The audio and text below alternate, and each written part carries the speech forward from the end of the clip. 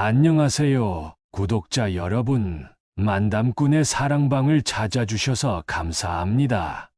만담꾼은 전국 각지에서 사연을 제보받아 전해드리는 만큼 희노애락이 살아 숨쉬는 이야기를 약속드립니다. 오늘도 이야기 재밌게 들어주시고 주변 친지분들과도 이야기 함께 나누시면 좋을 것 같습니다. 만담꾼의 최신 이야기를 가장 빨리 접하시기 위해서는 구독하시고 알람 설정까지 해주시면 됩니다. 좋아요도 잊지 않으셨죠? 제보하고 싶은 사연이 있으신 분은 댓글로 남겨주시거나 설명란에 있는 메일 주소로 보내주셔도 좋습니다. 그럼 이야기 시작합니다. 안녕하세요. 저는 대구광역시에 살고 있는 송명희입니다. 올해 70이 넘은 나이에 제 인생을 되돌아보면 참 많은 굴곡이 있었습니다. 그 중에서도 자식을 위해 살아온 세월이 가장 크게 남아 있습니다. 부모로서 자식을 위해 평생을 바쳤지만 결국 그 자식에게서 상처받은 그 순간 저는 제 삶의 가장 큰 시련을 맞이했습니다. 이제 그 이야기를 여러분께 들려드리려고 합니다. 저는 어린 시절 꽤 부유한 집안에서 자랐습니다. 우리 집은 대구에서도 알아주는 큰 저택에 살았고 아버지는 사업가로서 크게 성공하셨습니다. 어릴 때 저희 집에는 늘 손님들이 오갔고 저는 늘 집안에서 밝게 웃으며 놀았던 기억이 납니다. 우리 집안은 돈이 풍족했기에 부족함이라는 것을 몰랐습니다. 어머니는 늘 고운 옷을 입고 다니셨고 저 또한 원하는 것을 쉽게 가질 수 있었죠.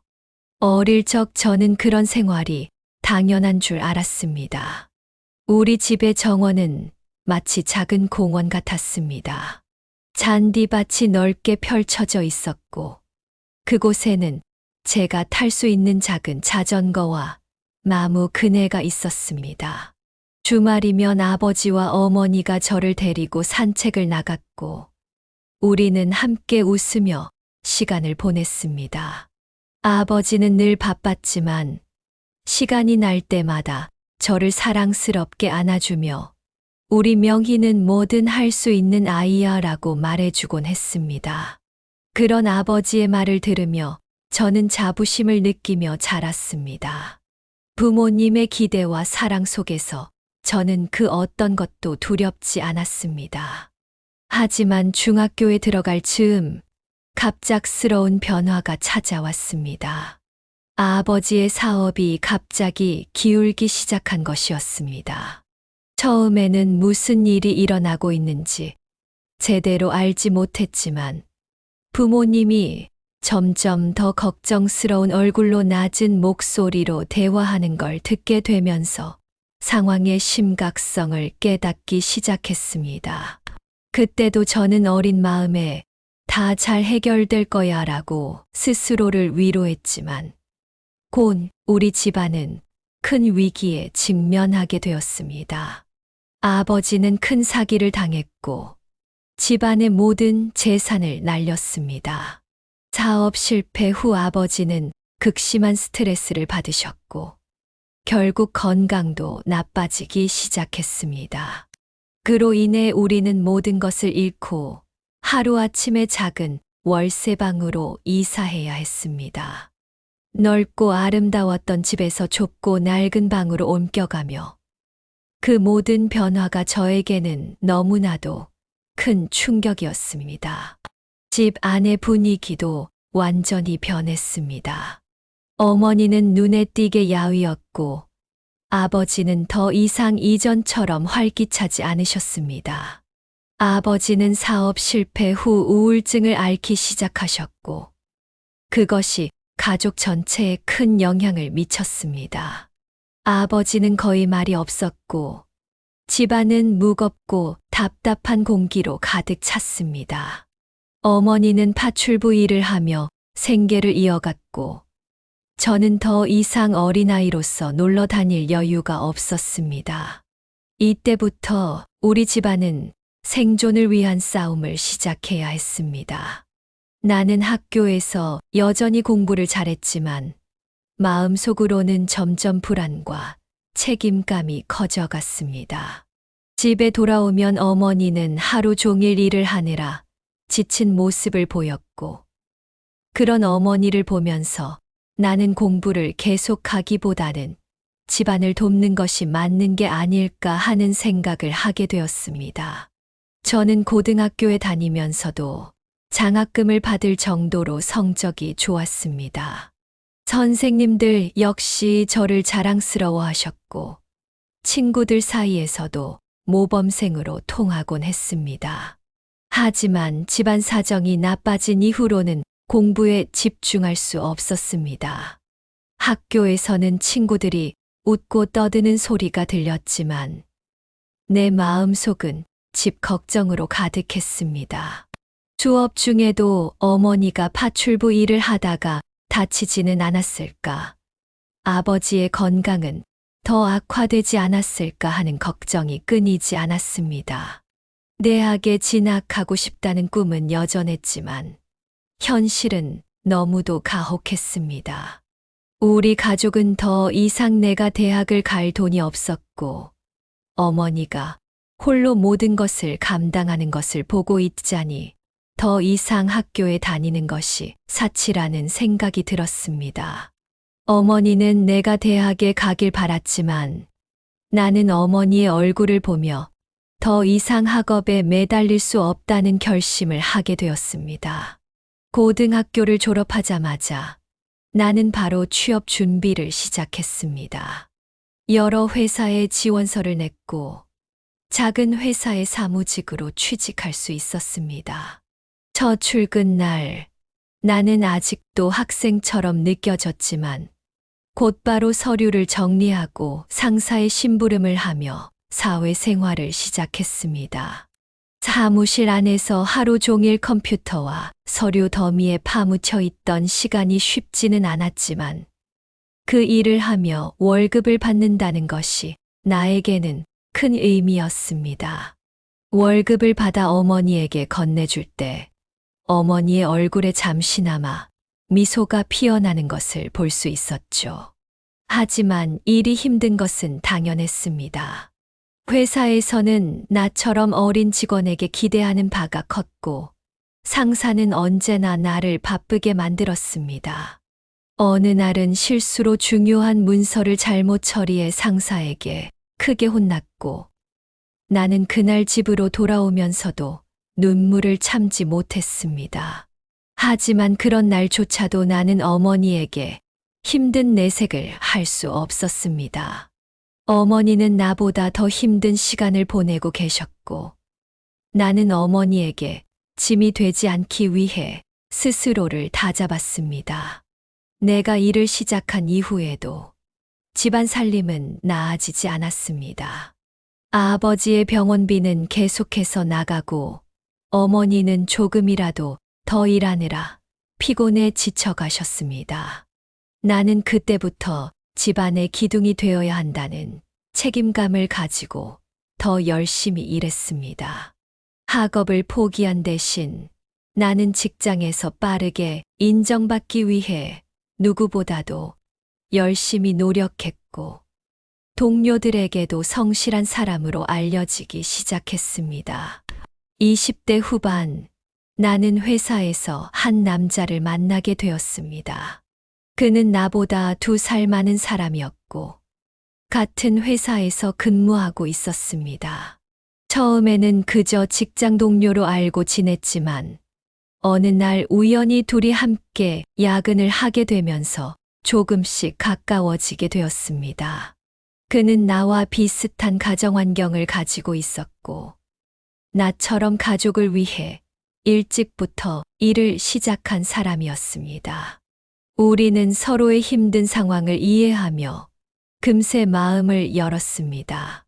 그는 매우 성실한 사람이었고 무엇보다도 나에게 따뜻하게 대해 주었습니다. 매일 회사에서 겪는 스트레스와 집안일로 지쳐 있던 나는 그의 따뜻한 말 한마디에 큰 위로를 받곤 했습니다. 그는 내가 고생하는 것을 알고 언제나 명희 씨, 너무 무리하지 마요. 내가 도울 수 있는 건 돕겠습니다. 라고 말해 주었습니다. 그런 그의 배려에 나는 점점 더 그에게 마음이 끌리게 되었고, 우리는 자연스럽게 연애를 시작했습니다. 우리의 연애는 조용하고 평범했지만 나에게는 큰 기쁨이었습니다. 그는 나에게 작은 선물을 해주며 나를 위로해 주었고, 나는 그런 그와의 미래를 꿈꾸게 되었습니다. 우리는 결혼을 결심했고, 작지만 소박한 결혼식을 올리게 되었습니다. 결혼식에는 많은 손님이 오지는 않았지만, 우리는 서로를 바라보며 앞으로 함께할 미래에 대한 기대감으로 가득했습니다. 결혼 후, 우리는 작은 아파트에서 신혼생활을 시작했습니다. 남편과 나는 회사에서 계속 일하면서 가정을 꾸렸습니다. 우리는 늘 허리띠를 졸라매며 살았지만 서로에게 의지하며 함께할 수 있다는 것만으로도 행복했습니다. 남편은 나를 항상 배려해 주었고, 나는 그런 남편에게 감사하며 살았습니다. 우리는 비록 넉넉하지는 않았지만 작은 행복을 나누며 평범한 삶을 꾸려갔습니다. 하지만 생활은 쉽지 않았습니다. 집세와 생활비를 감당하는 것만으로도 벅찼고, 아들을 낳고 나서는 더 많은 고민이 쏟아졌습니다. 남편과 나는 밤마다 생활비를 어떻게 줄일지, 아들의 양육비를 어떻게 마련할지 상의하곤 했습니다. 그러면서도 우리는 서로를 위로하며 작은 기쁨을 나누며 살아갔습니다. 결혼 후 몇 년이 지나 우리는 첫 아이를 갖게 되었습니다. 임신 소식을 들었을 때 남편과 나는 너무나 기뻤습니다.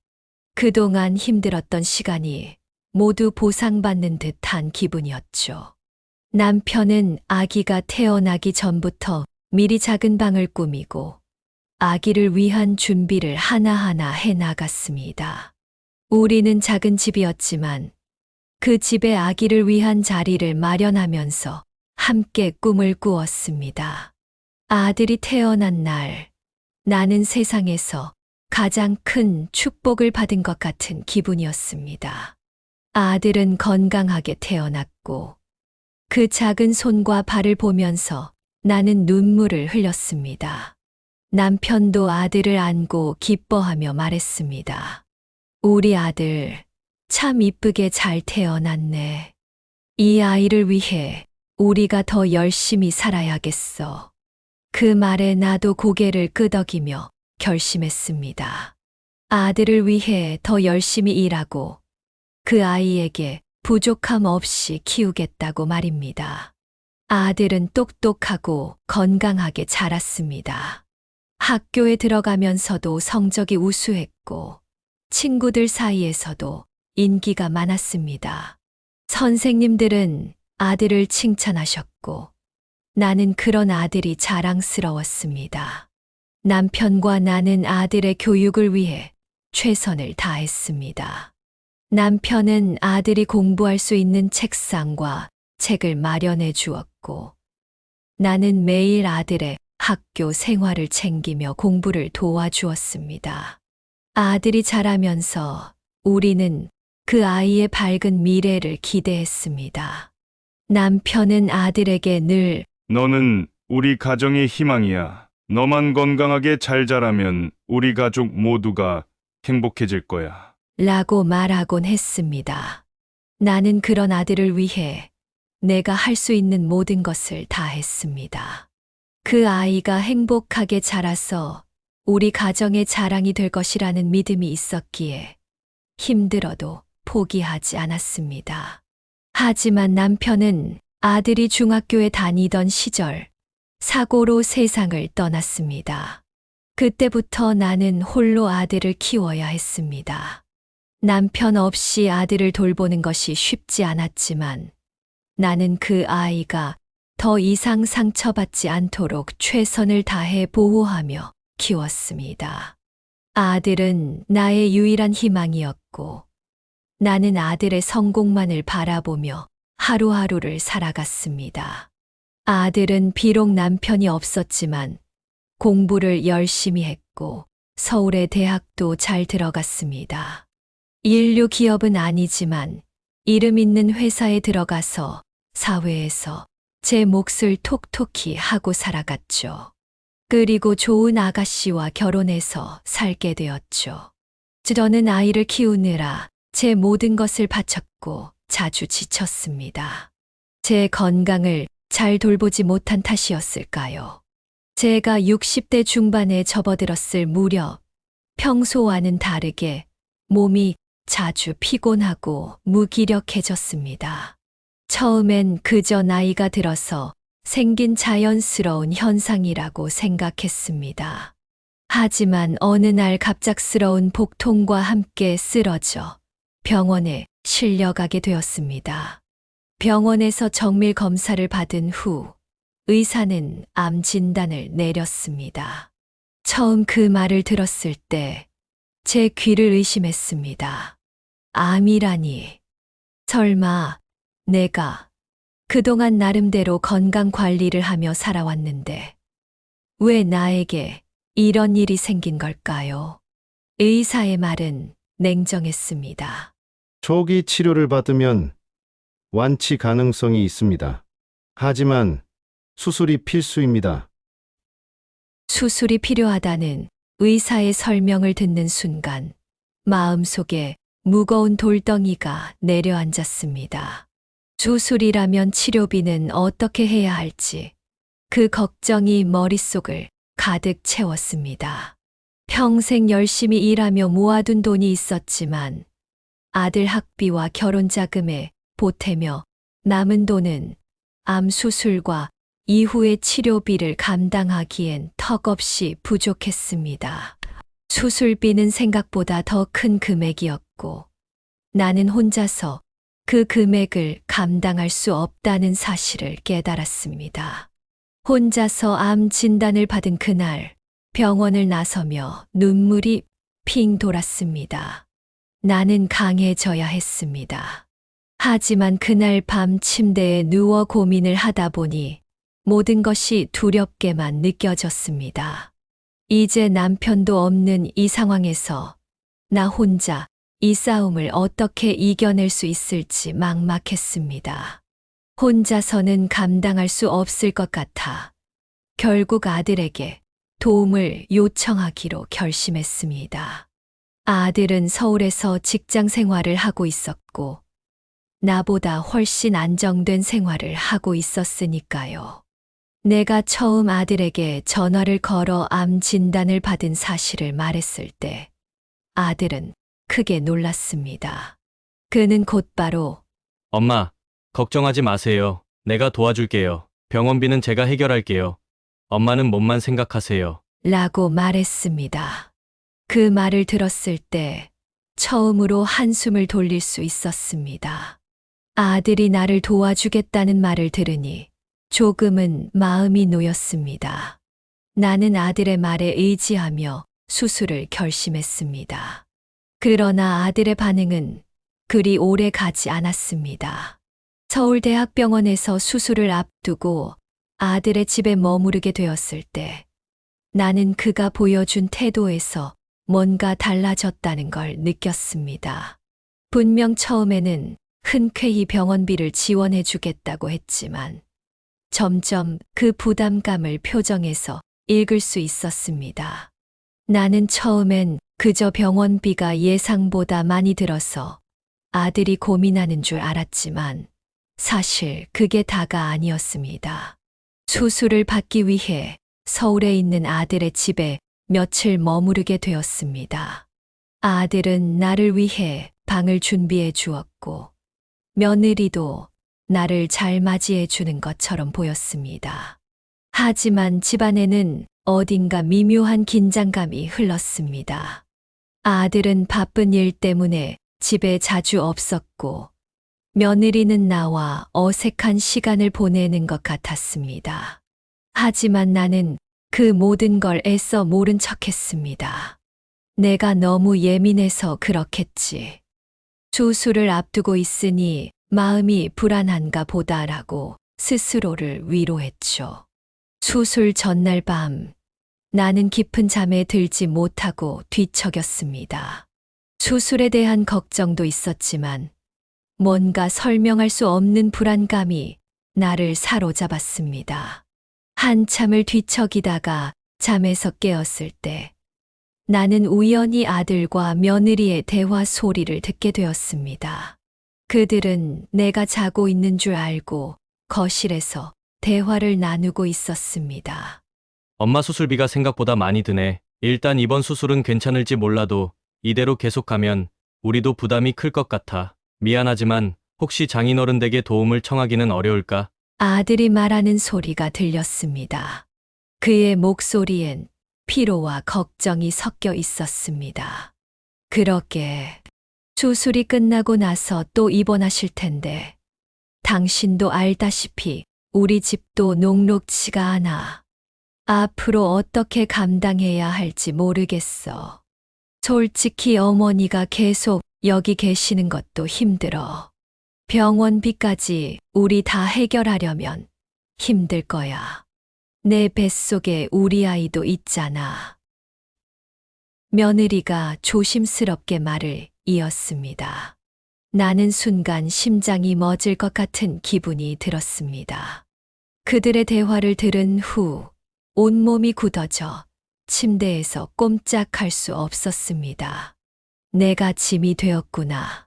그 순간 모든 희망이 무너졌습니다. 아들은 평생 나에게 자랑스러운 아들이었고 나는 그가 나를 항상 사랑해 줄 거라 믿었습니다. 그런데 지금 나의 존재가 그들에게는 부담이 되었고 내가 그들의 삶을 무겁게 짓누르고 있다는 사실을 깨달은 순간 가슴이 찢어지는 듯한 아픔이 몰려왔습니다. 나는 그 밤 더 이상 잠을 이룰 수 없었습니다. 아들과 며느리의 대화를 들은 후 나는 그들의 시선이 달리 보였습니다. 내가 이 집에 있는 것이 그들에게는 짐이 되었구나. 내가 의지하려고 했던 아들이 나를 버거워하고 있다는 사실을 깨달았을 때 그 배신감은 말로 다 할 수 없을 만큼 컸습니다. 아침이 밝았지만 나는 그날 아침 아무 말도 할 수 없었습니다. 아들이 나를 보며 엄마, 수술 준비는 잘 되고 있어요? 너무 걱정 마세요. 라고 물었을 때 나는 그저 웃으며 그래, 다 괜찮아 라고 대답했습니다. 하지만 내 마음은 이미 무너져 내린 상태였습니다. 그 후로도 아들과 며느리는 아무렇지 않은 듯 나를 대했지만 나는 그들의 마음 속에서 내가 이미 짐이 되었다는 사실을 결코 잊을 수 없었습니다. 그날 밤 나는 혼자 깊은 고민에 빠졌습니다. 아들과 며느리의 대화를 들은 후 나의 존재가 그들에게 짐이 되었다는 생각에 가슴이 무거워졌습니다. 내가 살아가야 할 이유가 무엇인지, 이대로 수술을 받는 것이 맞는지에 대해 깊은 고민이 시작되었습니다. 내가 정말 수술을 받아야 할까? 수술을 받으면 그들에게 더 큰 짐이 될 텐데, 내가 이대로 가는 것이 더 낫지 않을까? 그런 생각들이 끊임없이 머릿속을 떠돌았습니다. 내가 아프고 약해진 모습을 보며 그들이 걱정할 것을 생각하니 더 이상 그들의 삶에 짐이 되고 싶지 않았습니다. 아들은 분명히 처음에 나를 도와주겠다고 했지만 그의 마음 속에는 이미 나를 짐처럼 여기는 마음이 자리 잡고 있었습니다. 그 마음을 아는 이상 나는 더 이상 그들에게 기대고 싶지 않았습니다. 다음 날 아침 나는 아들에게 조심스럽게 대화를 꺼냈습니다. 사실 너희가 어젯밤에 했던 이야기를 들었어. 내가 너희에게 짐이 되는 것 같구나. 그 말을 하는 순간 아들은 깜짝 놀란 표정으로 나를 쳐다보았습니다. 그는 당황하며 엄마, 그건 그냥 잠깐 걱정해서 그런 거예요. 엄마를 짐으로 생각하는 건 아니에요. 라고 해명했습니다. 하지만 나는 이미 그의 진심을 알고 있었습니다. 나는 고개를 저으며 말했습니다. 난 너희에게 더 이상 짐이 되고 싶지 않아. 수술도 하지 않겠다. 나 혼자 감당할 테니 너희에게 부담 주지 않으마. 그 말을 하는 내내 내 마음은 무거웠습니다. 아들은 끝까지 나를 설득하려 했지만 나는 그날 결심을 굳혔습니다. 더 이상 그들에게 기대지 않고 내 삶을 마무리하는 것이 옳다고 생각했습니다. 그날 밤 나는 아들에게 마지막으로 부탁했습니다. 나를 위해 더 이상 무리하지 마라. 내가 나를 돌보는 것만으로도 충분하니 내가 더 이상 너희에게 부담이 되는 일은 없을 거야. 아들은 그 말에 아무 말도 하지 않았습니다. 나는 그의 침묵에서 모든 것을 읽을 수 있었습니다. 아들의 집을 떠난 후 나는 수술 일정을 취소하고 대구로 돌아왔습니다. 집에 돌아온 후에도 아들과 며느리의 대화가 머릿속을 떠나지 않았습니다. 그들의 대화 속에서 나는 이미 그들에게 짐이 되어버린 존재였습니다. 그 생각이 내 가슴을 무겁게 짓누르며 하루하루를 힘겹게 만들었습니다. 내가 평생 바쳐 키운 아들이 이제는 나를 짐처럼 여기고 있다는 사실을 깨닫는 순간 나는 더 이상 내 삶을 이어가야 할 이유가 없다는 생각이 들었습니다. 집으로 돌아온 후 며칠 동안 나는 아무것도 하지 못하고 방 안에서 혼자 시간을 보냈습니다. 병원에서는 수술 날짜를 잡으라고 계속해서 연락이 왔지만 나는 그 연락조차 받지 않았습니다. 아들에게 다시 도움을 청할 수 없었고 혼자서 병원비를 감당할 능력도 없었기에 나는 모든 치료를 포기하려 했습니다. 이제 더 이상 무리하지 말고 내 삶을 여기서 끝내는 것이 나을지도 모른다는 생각이 들었습니다. 하지만 시간이 지나면서 나는 스스로에게 다시 질문을 던지기 시작했습니다. 정말 내가 이렇게 끝내도 되는 걸까? 아들이 나를 짐처럼 여긴다고 해서 내가 내 삶을 포기해야 하는 걸까? 그 질문은 나를 다시 일어서게 만들었습니다. 나는 비록 아들에게 상처받았지만 그 상처 속에서도 내 삶을 지켜내야 한다는 결심을 하게 되었습니다. 더 이상 누구에게도 의지하지 않고 스스로의 힘으로 내 삶을 살아가기로 다짐했습니다. 나는 다시 병원에 연락을 했고 홀로 치료를 받기 시작했습니다. 비록 힘들고 외로웠지만 나는 내 삶을 끝까지 지켜내기로 결심했습니다. 내 삶은 내 것이고 아들의 짐이 되든 말든 상관없이 나는 나 자신을 위해 살아가기로 했습니다. 그렇게 저는 홀로 치료를 받으며 다시 일어설 결심을 했습니다. 병원에서 수술을 받는 동안 외로움이 밀려오기도 했지만 오히려 혼자서 이겨낼 수 있다는 믿음이 생기기도 했습니다. 그동안 제가 너무 아들에게 기대어 살았다는 생각도 들었죠. 치료는 고됐지만 마음을 다잡고 하루하루를 버텼습니다. 그러던 어느 날 병원에서 치료를 받고 있던 중에 갑자기 병실 문이 열렸습니다. 고개를 들어보니 아들과 며느리가 그 자리에 서 있었습니다. 처음엔 당황스러웠습니다. 아들은 나를 향해 미안한 표정을 지으며 서 있었고 며느리 역시 눈가가 붉어져 있었습니다. 엄마, 아들이 먼저 입을 열었습니다. 죄송해요. 그때 우리 생각이 짧았어요. 엄마를 짐처럼 여기다니. 그건 절대 아니었는데 우리가 순간 너무 이기적으로 굴었어요. 나는 아무 말도 하지 않고 아들의 얼굴을 바라보았습니다. 그 눈빛에는 진심이 담겨 있었습니다. 아들은 한 걸음 앞으로 다가오더니 내 손을 꼭 잡았습니다. 엄마가 수술을 받으러 간다는 소식을 듣고 그동안 우리가 얼마나 잘못했는지 깨달았어요. 미안해요. 정말 엄마를 걱정하는 마음에서 그랬는데 그런 말이 나왔던 건 내 잘못이었어요. 며느리도 그 옆에서 고개를 숙이며 조용히 말했습니다. 어머니, 저도 정말 죄송해요. 그날 했던 말은 제가 너무 철없고 이기적으로 생각해서 나온 거예요. 어머니를 짐으로 여긴 게 절대 아니에요. 우리도 그동안 어머니께 너무 큰 상처를 드린 것 같아요. 그 순간 나는 그들이 진심으로 후회하고 있다는 것을 느꼈습니다.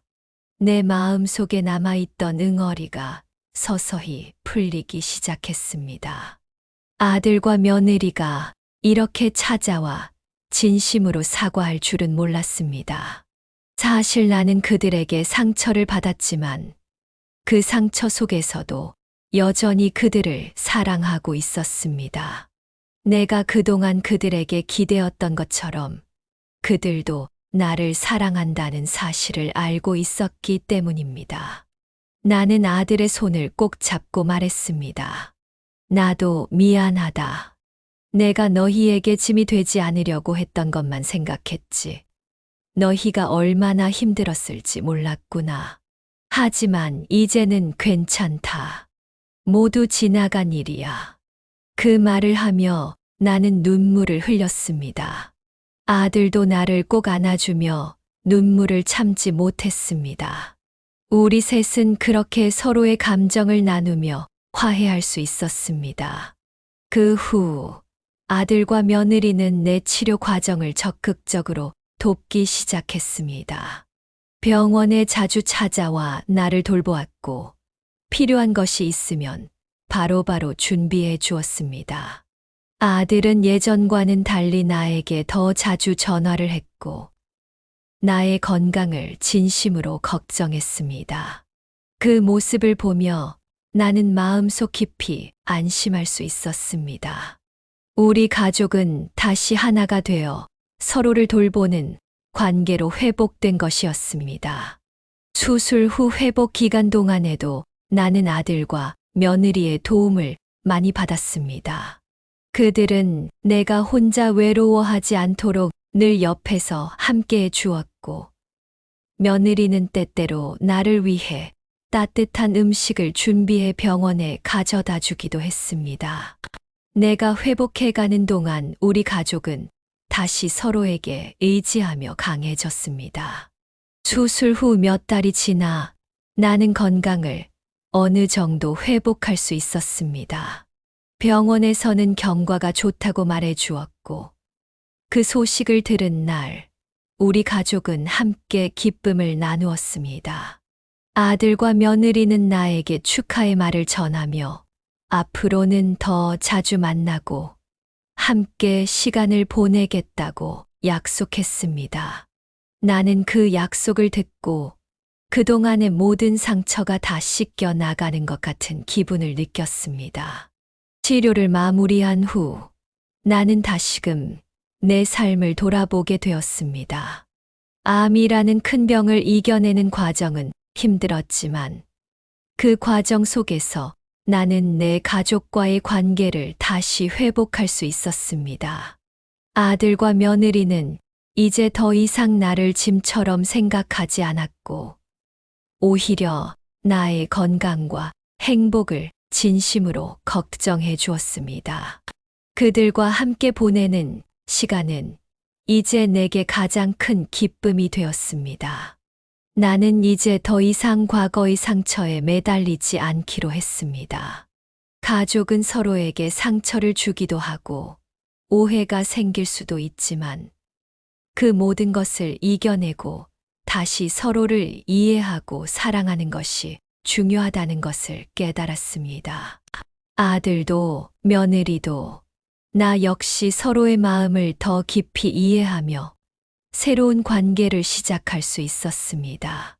우리 가족은 이제 더 자주 만나고 함께 식사를 하며 즐거운 시간을 보냅니다. 내가 아팠을 때 서로에게 상처를 주었던 기억은 있지만 우리는 그 상처를 극복하고 더 단단한 가족이 되었습니다. 나는 지금 이 순간 내 가족과 함께 할 수 있다는 사실이 그저 감사하고 행복할 따름입니다. 오늘 제 이야기는 가족 사이의 오해와 상처가 어떻게 치유될 수 있는지에 대해 나누고자 했습니다. 자식과 부모 사이에도 때로는 오해가 생기고 서로에게 상처를 주기도 하지만 진심 어린 사과와 이해는 그 모든 것을 극복할 수 있습니다. 저는 아들과 며느리의 진심을 받아들이고 그들과 다시 가족으로서의 관계를 회복할 수 있었습니다. 여러분도 혹시 가족 간의 갈등이나 상처가 있다면 진심으로 서로를 이해하고 용서하는 시간을 가져보시길 바랍니다.